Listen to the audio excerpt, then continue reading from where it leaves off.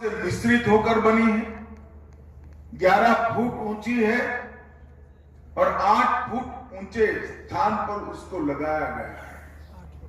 इसकी हाइट भले 11 फुट हो, इसकी सुगंध युगों युगों तक पहुंचेगी, इसका मुझे पूरा भरोसा। सरदार साहब ही थे जिन्होंने जोधपुर रियासत को महाराजा जोधपुर को समझाकर विलीनीकरण करने का काम किया।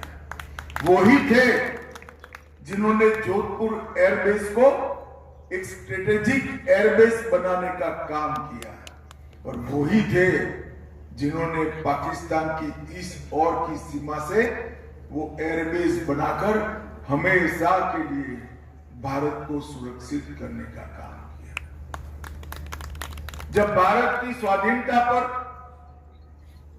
चर्चिल का रिएक्शन मांगा गया, चर्चिल ने कहा था ये देश स्वाधीन होने के बाद इसका आयुष्य कुछ महीनों में समाप्त हो जाएगा, खंड खंड बिखर जाएंगे।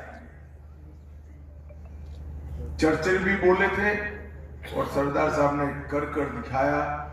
चर्चिल आज झूठे साबित हुए, इनकी भविष्यवाणी गलत साबित हुई। आज भारत गौरव के साथ पूरे विश्व के सामने सीना तान कर, और वही ब्रिटेन जिन्होंने हम पर सालों तक राज किया, आज उसको पीछे छोड़कर भारत की अर्थव्यवस्था दुनिया में 5वें नंबर की अर्थव्यवस्था बन गई है।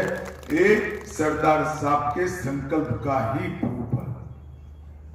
मित्रों, गलत साबित किया, ये आपस में लड़ेंगे और भारत खो जाएगा। इन्होंने भारत को एक बनाया, मजबूत बनाया, अखंड बनाया, फिर भी काफी सारी चीजें सरदार साहब की आयु के कारण उनके जीवन काल में नहीं हो पाई। इसके पहले ही सरदार साहब चले गए। धारा 370 35 से कॉमन सिविल कोड, सोमनाथ की तर्ज पर अयोध्या में भव्य राम मंदिर, ट्रिपल तलाक को समाप्त करना, एक मक्कम राष्ट्र के रूप में अपनी सेना और सीमा के अपमान को मजबूती के साथ जवाब देने की परंपरा खड़ी करना, ये सारे काम जो सरदार साहब के अल्प कालखंड में छूट गए, वो सारे काम अपने नेता और देश के प्रधानमंत्री नरेंद्र भाई ने एक 10 ही साल में समाप्त। मित्रों, आज देश में धारा 370 का अस्तित्व नहीं। कश्मीर हमेशा के लिए भारत का अभिन्न अंग बन चुका है। जिस मुद्दे पर जवाहरलाल जी से इनका गहरा मतभेद रहा कि इस देश में कॉमन सिविल कोड होना चाहिए, इसकी जगह जवाहरलाल जी मुस्लिम पर्सनल लॉ और हिंदू कोड बिल लेकर आए। वो कॉमन सिविल कोड लाने का काम भी नरेंद्र भाई के नेतृत्व में उत्तराखंड से शुरू हो चुका है। ट्रिपल तलाक समाप्त हो गया।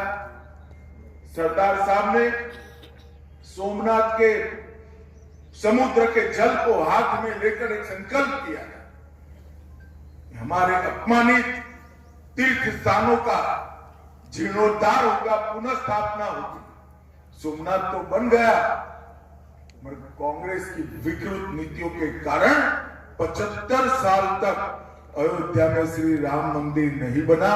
वो भी नरेंद्र मोदी के शासन के अंदर राम मंदिर बन गया। सालों तक हर रोज आतंकवादी अंदर घुसते थे, पाकिस्तान से बम धमाके करते थे, हमले करते थे, गोलियों से हमारे नागरिकों को भून देते थे और कोई जवाब नहीं। मोदी जी प्रधानमंत्री बने 2015 के अंदर, मोदी जी ने सेनाओं को सुव्यवस्थित करने का काम किया, एक मजबूत रक्षा नीति बनाई, और जब उरी और पुलवामा में हमला किया, 10 ही दिन में सर्जिकल स्ट्राइक और एयर स्ट्राइक कर पाकिस्तान के घर में घुसकर आतंकवादियों का सफाया करने का काम नरेंद्र मोदी।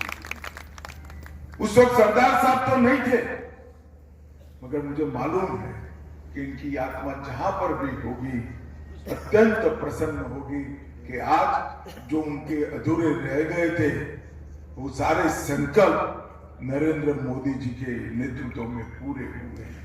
इतने महान व्यक्तित्व को अपने परिवार का, अपनी पार्टी का दबदबा बनाए रखने के लिए अपने मतभेदों के कारण विंडिक्टिव अप्रोच का परिचय कराते हुए गांधी परिवार ने सालों